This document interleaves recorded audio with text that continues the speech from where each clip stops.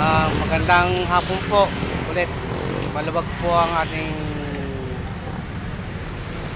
area. Ayan po. Magandang tanghali ulit sa inyo ulit, mga riders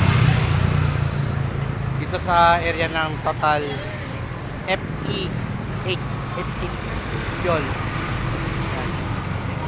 Dito tayo.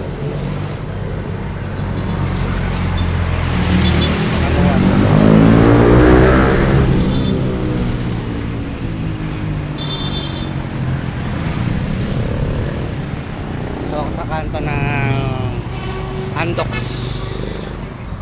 Andox.